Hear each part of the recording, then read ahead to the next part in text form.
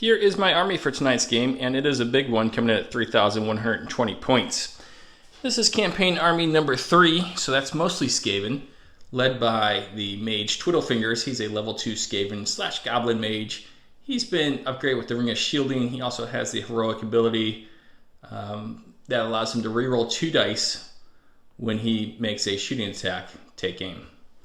Right behind him, we have our Colossus, played by the Screaming Bell. It's been upgraded by a living Oathmark. Give the goblins a little extra courage. On the far left of the army, we got 10 Skaven archers, supported by 2 units of 3 ogre linebreakers. Now towards the troops near the center, over on the left, we have a unit of 19 and a unit of 10 Skaven soldiers. They're being led by Emi. He has the heroic ability, Take Command. And then we have 19 spearmen, backed up by another 10 spearmen. They're led by Ewian, who has the ability Seize the Initiative.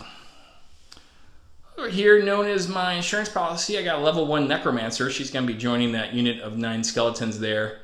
The Screaming Bell / Colossus is spellcaster control, so if I lose both spellcasters, I will lose the Colossus. And it's an awful big investment to risk. Behind them, we got 20 ghouls.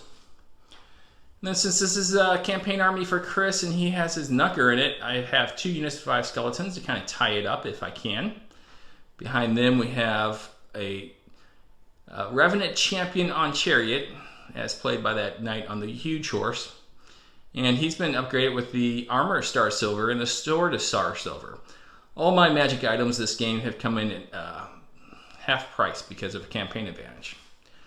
Over on the far right, we have our goblins, the actual goblins. Up front, we have 10 Goblin Wolf Rider Scouts. The champion there in the center has been upgraded with a Banner of Courage.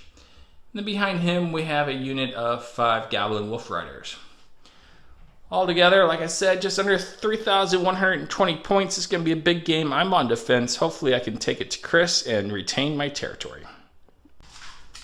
Chris is back for the second round of the campaign, and he has brought his armies from the Kingdom of Avinthia. Yes, Chris, this time. Take us through it. I am leading an attack with my champion here, Orin the Boar, who is leading his forces. He is a champion with the chariot option, and he's a unique champion. So he has the Blade Storm ability, meaning once per game he can choose to roll 5 dice. Rather than however many dice he's supposed to roll normally. 3. Which is 3. Yep. So, what's better, one champion is 2. So the other guy on the board is also a Dwarven champion. Cannot roll more dice, but it gets that champion dice with that the ability to re-roll it with the wild charge. So, hopefully that works out okay. Over here on the right, we've got 3 spellcasters. I have a human level 2 spellcaster, a Dwarven level 2 spellcaster, and a Goblin level 2 spellcaster. So we're going to send some magic all across the battlefield here, hopefully. Behind them, I have a unit of 10 Dwarven soldiers. Spearmen. 10 Dwarven spearmen. So behind them, there are going to be 2 Dwarven forces of 15 soldiers. I could not get them all to look like Dwarven soldiers for lack of model, but we will definitely remember as we play. Yep. Moving back over to the left, I have a unit of 12 human soldiers, and then in front of them, that is a human commander. In order to better command the forces of Avinthia, behind them is 2 units of 5 heavy human cavalry. They seem to be bringing those a lot in the campaign. Eat up points. They're very effective as well. So over here on the left, I have got 2 14-man squads of human linebreakers. I know the guys in the back have shields. Pretend they don't. Again, it's an issue of models. You just don't care. I care a little bit. But in front of them, those are champions. Okay. Those are human champions. And then in the back, to continue the trend of model deficiency, we have 10 human cavalry. 4 of them might look a little bit different. They're about to put on their green capes and get their bow and arrows out. And that is my force. All right, taking on the Ratmen led by good old Twiddlefingers. Let's see who comes up ahead. And we are set up, ready to battle. Chris has his forces arrayed across the board. I am on the near side. Chris, before we do anything, let's talk about the mission, if we could. Okay. So I'm the attacker, and Michael is the defender, and this is the Oathmarks mission. So as the attacker, I have 8 rounds to try to topple 2 of the 3 Oathmarks on the battlefield. And to do that, I need to have a unit activate within 1 inch of an Oathmark, where Michael has no forces within 5 inches of that Oathmark. So pretty much need to run down there, kill everybody, and push them back and knock over the Oathmark. Sounds too easy. It sounds too easy, right? Well, on top of that, Michael gets to deploy 2 of his units near the frontmost, or is it any Oathmark? The front Oathmark. The frontmost Oathmark, to which he deployed his Colossus and his Goblin Spear Force. And then one last thing to note about the Oathmarks is my units do get +1 morale. Yep. Within 6 inches of it. Easy, whatever. So, right, Chris, let's talk about where you've deployed your forces, sir. All right, if you're not on a horse, you're over here. All right, so, but for real, I kind of have to spread out my army to try to make multiple chances at multiple Oathmarks. So, I've got my line breakers in the back. My Dwarven force is up here in the front. I'm sorry, this line breaker unit's here. This is a soldier unit with my commander. I put my mages right here, kind of just back behind them. I gave the Dwarven Mage the Fleetfoot ability and the Resolute ability, so you can make things go faster and maybe make them not disordered while they're battling. My Goblin Mage, I gave him the first one is Immolate. So, a strange choice, because normally cast on Goblin Slaves because they don't cost much. Chris will be casting on 120-year-old veteran dwarves. Desperate times. Call for desperate measures. He is the only goblin in the force, so obviously whoever called this attack is kind of nefarious or something. Anyways, so the other spell that he's carrying is Weakness. If I get it off on an enemy unit, that unit will get -1 to its fight stat. Okay. Just forever. So over here, I put my chariots, kind of looking at this Colossus. Still trying to figure out, are we going to break this thing or keep it busy? So we'll try to figure out one way or the other. I've got my heavy cavalry down here on the right side of the table, far away from the trees. I put my human mage over here. The human mage is going to have the Stolen March ability to possibly give something she can see an extra move action. Then she also has Fleetfoot, because let's go faster. Yes, especially on an 8-turn game, eh? Oh, absolutely, especially when I need to get there. So, over here on the far right, I put my 10-man squad of human rangers. That will about do it for my deployment. I have to throw a quick flag. Your human mage is not on a horse. She clearly should be over there. I don't know. Yeah, let's redeploy. All right, as Chris stated, I do have the Colossus up front and center, just being a nuisance and saying, "Come get me, boys." And it's supported by those 10 Goblin Wolf Rider scouts. Over on my left, I have my champion Knight of Thunder on his chariot. It's being supported by a unit of Ogre Linebreakers. Then, since Chris put all his cavalry over here, I decided this would be the side for my spearmen. Here they are. Twiddlefingers is cowering behind these 5 skeletons, who were originally put in the list to combat Chris's Knucker. That never made the list, so... Yeah, weird. Yeah, it is very strange. Alright, some more Ogre Linebreakers behind this unit of Goblin Cavalry.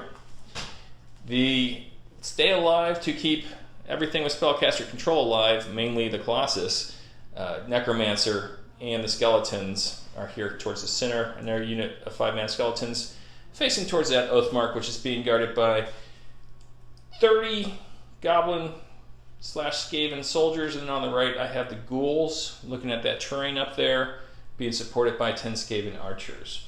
Lastly, the Necromancer's spell is going to be Shift at casting number 5. Twiddlefingers has Knives, which is Combat Dice 5, Shoot 0 spell, casting number 7. Yes. And then you have Spirit, casting number 6. That should do it though, right? I think so. Let's go ahead and roll for initiative after we shake hands. Yes. Good luck to you, my good friend. I feel like I'm going to need it. All right. All right, getting dice out of the pocket. I was prepared. 1-1 sniper.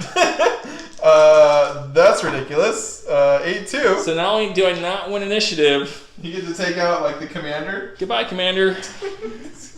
Okay. Strong start. We'll come back after round 1. Round 1 complete, and both sides have been a little bloodied. Both lines are looking pretty good. All battle plans are still intact from what I can tell. Of course, Chris has lost his commander. Chris, you want to tell us about what else your side did this turn?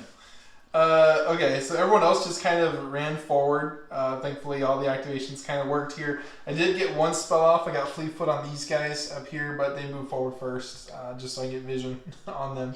So they're Fleetfoot to try to get through that the woods over there. The Goblin Spellcaster failed to activate. I decided that I know it's crazy. Call me crazy, but trying to deal with the Colossus might be the best route that I have. So I charged it, and I used my Blade Storm ability. And we were on equal terms. I only got 1/7. He did get 2 of them, and I did not want to reroll it. I figured staying alive for one more turn is probably better for that. So he came up. These units came straight up. The human spellcaster failed to activate as well.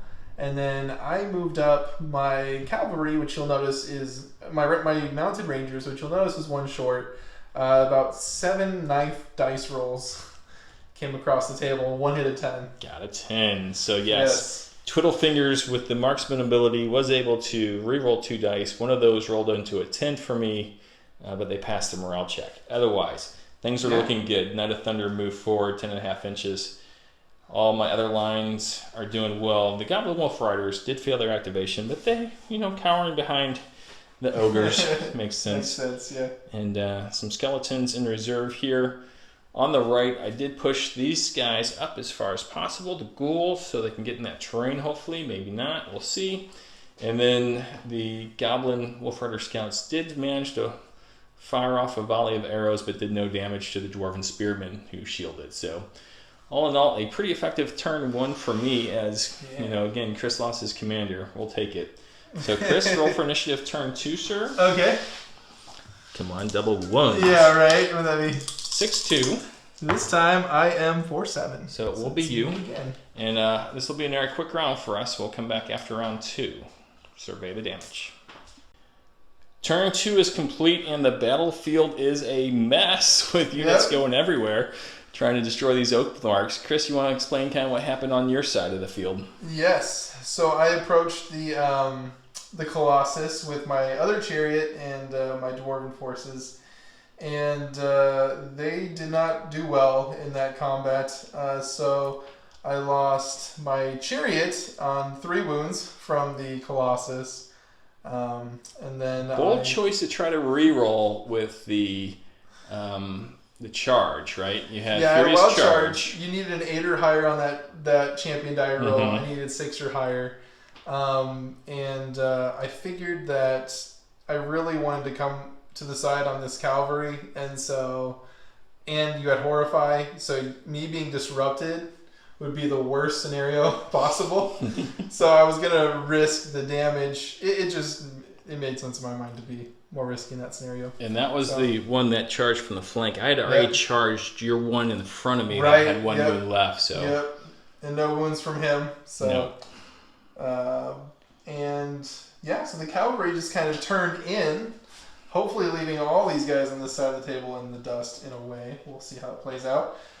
This guy got some knives on him from across the table, so these archers that are not going to be effective. It's not a points game. It's an objective game. And these guys are not going to be contributing to me getting any of these objectives in a meaningful way right now. So right now they are playing Defend the Mage, who might do something effective with a spell. So over here, I ran everything forward. I ran my line breakers into the woods. His ghouls ran up to me and won that exchange as well. So I got pushed back 6 inches. That's a 2-to-1 exchange. 2 line breakers to 1 ghoul. Yep. And pretty much the only thing that didn't, these guys failed their activation, but everyone else made theirs and just kind of ran up, and I kind of ran the soldiers on the side as well. Okay, and I think last thing to say is these Goblin Wolf Riders did pick off 2 dwarves. I think every shot you've made, you picked off 2 units. And these Skaven archers managed to pick off 2 dwarves. So that is it for turn 2. As on my side, I mostly stayed in place. Things are looking good. Failed to activate with the Necromancer in the center, but she's doing her job. 4 wounds on that. Didn't want to see it pop just because I didn't have any spellcasters. I have turned the Knight of Thunder in a little bit after moving forward, and then he's being backed up by the Red Ogre. So, initiative. Okay, let's see. 7-7. Something fun's going to happen. Something.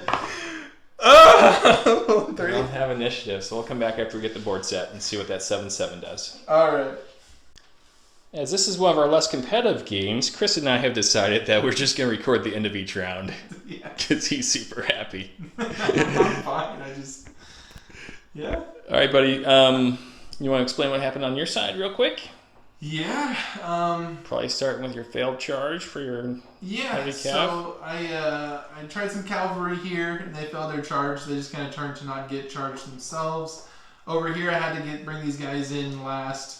I'm so far behind that I'm just playing in all risk mode, and I just brought them just to prepare for a potential charge if I get the initiative.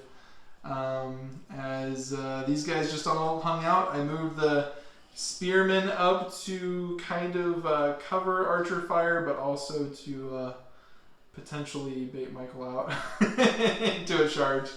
And then my mages did nothing. So my only mistake so far this game, as far as I'm concerned, is I overextended with my ghouls because I get so excited about their nimble that Chris managed to hit them on the flank, dealing 3 damage, which turned into 4 with their undead roll. Did a little damage back. A little archer fire here and there. Didn't do a whole lot of damage with any of that. And these guys had a good flank attack lined up but failed to activate. I guess the big hit this round was the Knight of Thunder charged into the side of those mounted rangers, taking out 5 of them, I think it was, Chris? yeah, okay. They're disordered. Yeah, I mean, I was hitting on 3s, and with the champion dice and everything else, it was glorious.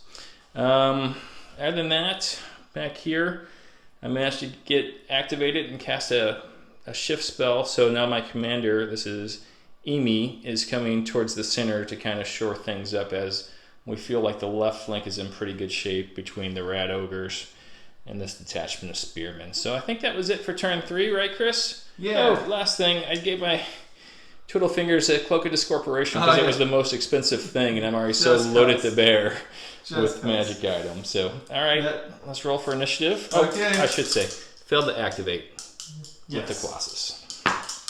8-4. Pretty good. 7-5. It's you. Gonna be me. Okay, we'll come back after turn 4. Show you what the battle looks like if there's still a battle. It is the end of turn 4. Chris, I have never seen a game of Oathmark so congested in the middle. It's like nothing is happening on this side, all kinds in the middle, and a little bit on that side. Yep. So everyone's marching towards the middle. It's kind of cool. Yeah. What happened this turn, though? All right, so starting from left to right, we really did a number on those ghouls. Those soldiers kind of pivoted to the side and engaged them in the front as well. Then over on the... Oh, you forgot the best part about the ghouls. What? With your goblin mage. Oh, I did. I got it off.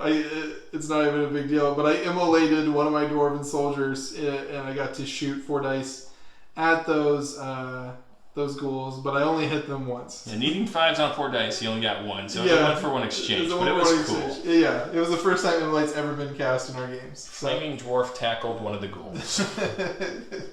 From our own Goblin Mage. I did get a chance to cast Fleetfoot on this Linebreaker unit, who turned here and went in. Did a good number on those Skaven there.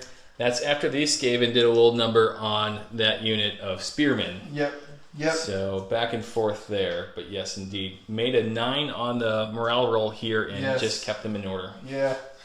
Over here, we checked each other. No one got any hits there. Yeah. I did charge this unit, and I believe I put 3 wounds on it. 3 wounds on it. Okay, so took 2 in return. 7.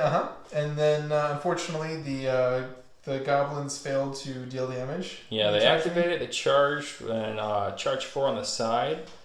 Managed to do exactly 0 wounds. Yes. This unit over here continued to fail to activate, so they just moved to the side. As these units also failed to activate and charge them, the chariot decided that these archers aren't worth it. I agree. So it turned in. As the chariot's archers became undiscorporated, as this mage failed to, I believe, activate this round. You said undiscorporated, but you mean they managed to disordered. Yep, yeah. That's the only one who can discorporate right now is this mage back here, but he chose to take a normal move up instead. Couldn't quite get into fire over range to cast a spell, so he just moved up 9. Move these guys to the center just to make sure command and control were good. That helped these goblins get off. Did not help these guys get off, as Chris stated. Everything's looking pretty good at the end of turn 4, though. I am happy. We're going to go ahead and clean up and come back for turn 5, as Chris has got 4 rounds left. Initiative roll. All right. That's where we want it. It's 8-6. 8 again. Oh, man. 8-3. Oh, come on. All right. It's on to turn 5. I got the initiative. Still. Arwen, for goodness sakes. We're filming here. We're filming. So at the start of turn 5, we knew the men and dwarves of Avinthia were not too keen on how the battle was going. So Chris, what happened so far about 4 activations in?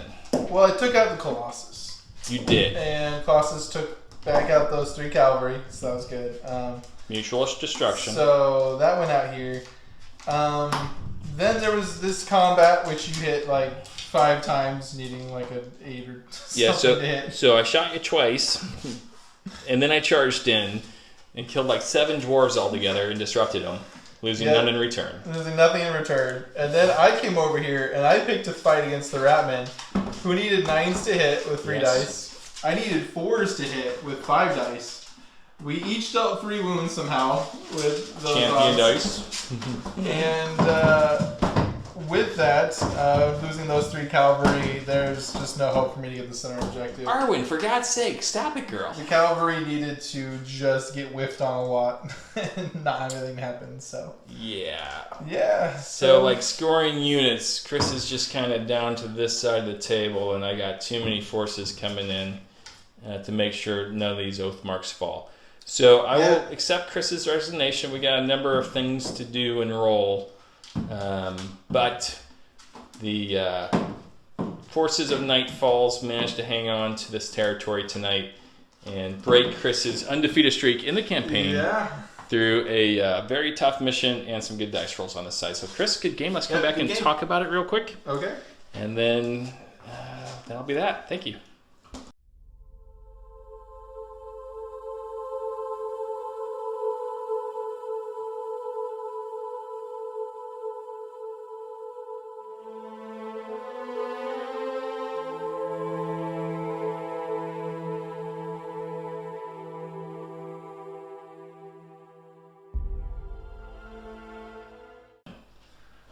Welcome back to the War Corgi YouTube channel, where you saw a shortened battle report for Oathmark, one of them. Well, it's our favorite fantasy rank and flank battle. Oh yeah, definitely. Tonight was a campaign game versus Chris's kingdom versus my kingdom. He had attacked me foolishly, and the way the campaign works is if you attack somebody in one of their territories, you play missions straight out of the book. Mm-hmm. And as we know, 3 of those 5 missions vastly favor the defender. Yes. And you saw that tonight with the Oathmarks. Yes. Obviously, the mission was already uphill. Mm-hmm. And then when Michael was winning all the die rolls, too. I was. I mean, they weren't huge swings, but the fact was you won barely any dice rolls. And especially early. I was consistently getting 1 or 2 better than you, right? Or losing the commander straight away. Yeah, all things like that. All the archer shots are hitting 2 guys. Initiative was going my way. Initiative was going your way. Yeah. I wasn't casting spells. It was, I regret nothing. I just didn't work this time. And that's going to happen in an Oathmark. Especially as we were talking a little bit outside, when you're the defender on one of those 3 missions, as long as you don't make any major mistakes, it's going to be very difficult for the attacker to win. He's going to need to be both good and lucky. Mm-hmm. And you were good tonight, but you weren't lucky. And that is, you need to be good and lucky when the defender makes mistakes. In this case, as a defender, I think I only made one major mistake, and that was pushing my ghouls up too far because I wanted them to get in that terrain because they have nimble. Yeah, you put the forest there and you want to get up. I did, and that was pretty silly. But other than that, I felt like I played really solid right along the line. So I did take out a Colossus. It is the first enormous model that has been taken out in any of our games. And I think that was the first real decision point you had to make was I placed the Colossus right up front, said, come and get me if you dare. Yeah. And you dared. I dared. I liked the way I deployed. You were so ready to defend that one. And I just turned in with my fast unit. So I was like, oh, there is a shot. And then this is no. Well, I knew it wasn't going to go down quick, the Colossus, right? Now, you did use your speed to your advantage really well, I think. If you would have made a couple more activation rolls for that lead cavalry unit, that certainly wouldn't have hurt you. Yeah.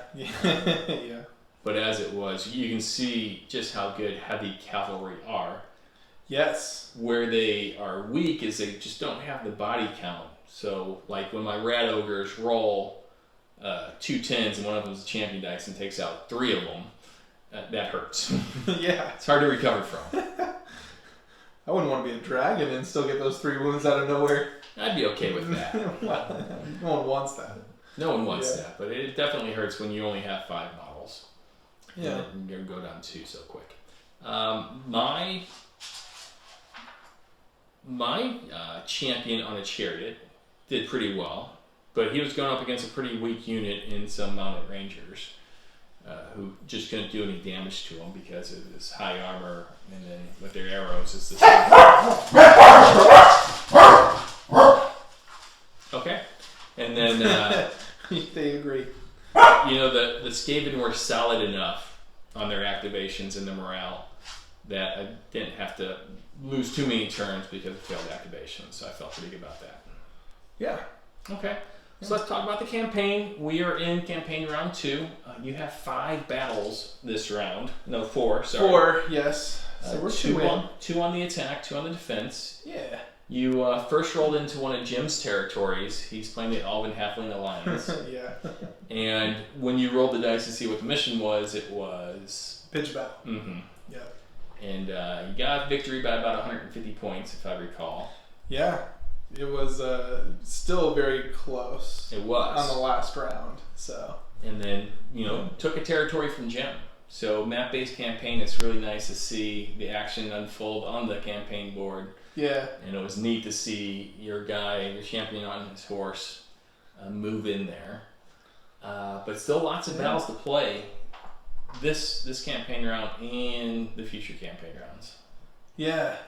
And the way that we're playing with specific units that we could bring, it probably wouldn't have made too much of a difference here, but I was afforded the ability to bring a Knucker into the game. It was in your standing army list. I know, yeah. There's the Corgi sitting next to my boar in the boar rider. Yeah. So, so that might have You showed up, looked at the board and the campaign map, and you're like, why is there a Corgi here? That's for a Knucker, Chris. I'm too ADD. Maybe every couple weeks I forget what's even going on. Yeah, that's a problem. So, yeah. But overall, we like the campaign because it brings context to these games. Yeah. Just makes it more interesting. The fact that I repulsed you from one of my territories, your guys going to have to retreat back to one of your territories, and I've held the line there so I don't have to worry about you penetrating farther later on. Just really interesting strategic choices, which, these tactical battles allow to play out. So I have a lot of fun with that. And it being a 3-way battle, like it's not like anyone's usually gonna get too ganged up on until they're like winning. Like if they're well ahead, they might be. Yeah, so this might take a while, but it's good that it's just gonna have that ebb and flow, I think. Yeah. So. And then a few small advantages on this battle. So, for instance, right now I have the most iron of any of the kingdoms, so it allowed me an extra 60 points. And I have troops. So that was minus 60 points. Yeah. So that's a 120 point swing, which helps out right away. But you had some, because you lead in lumber, you had 2 kingdom bonuses essentially. Now one of them that you chose just applies on defense. Yes. And the other one you just forgot to use. I don't remember what it was. The Conclave support. Oh yeah, Conclave support. This battle is nullified. Were you waiting for turn 8? And then be like, here comes the Conclave, I'm going to cast Fireball. Oh yeah, out of nowhere, needing a 7. No, I didn't even... I was just focused on the game here, I forgot I even had it. So, that's why we play with tokens. Yeah. And I think I'm probably more in need of little reminders than you might be. Yeah, and since it's my house, I have more time to set up. So, like, I have all my tokens out. Yeah. And so everyone with a blue token had a Banner of Courage because my kingdom bonus is all magic items are half price. So I've been taking advantage of that. Yeah. The other thing neat about this campaign is we do have recurring characters who now gained experience from this battle. So Twiddlefingers, my little mage, is going to be interesting. You want to see what you roll for Boring the Boar-headed? The Boar? Yeah. The Boar? A 5. He's probably knocked out for a round or so. I think maybe. Maybe 2. Just 1. Okay. He might be okay as well. It's the other one that gets knocked out more. From my game with Jim. That guy's out for a while. Yes. I have put my unique characters in very battle-heavy units. Yes. So, no mages, no commanders, just champions. And the lower-ranking officers, though, see it as a chance for promotion as these guys keep going down. Because if you lose a general, you do have to replace them. Not if they die like the commander randomly did in this game. Twiddlefingers, let's see, did he led the assault against Jim's forces last time and came out victorious, but he went down in the battle. But it was just a flesh wound. So now he has won this one, along with Emi and Ewan and my 2 Skaven captains there. So it looks like they're probably going to level up here shortly because what we've done is we've doubled the experience you get until you hit level 2. So look out. Twiddlefingers and his boys are tearing up our little Marches map over there. Oh, man. All right. Not a lot of... I know we're talking about the campaign. Yeah. Sorry. Not a lot of what, though? Not a lot of ranged fire. I know you had your 2 units over here. I feel like when we first started playing, we were like putting a third of our forces into archery fire. Well, I'm waiting for you to give me some bases so I can make more Skaven archers. They're coming somewhere. I moved away from my human kingdom for a bit, and that was Pembrokeshire, where I had 40 archer models, and I could throw them out on the board. Maybe 50. Yeah. I got a total of 10 Skaven archer models. And undead archers aren't a thing. I don't even think they're in the book.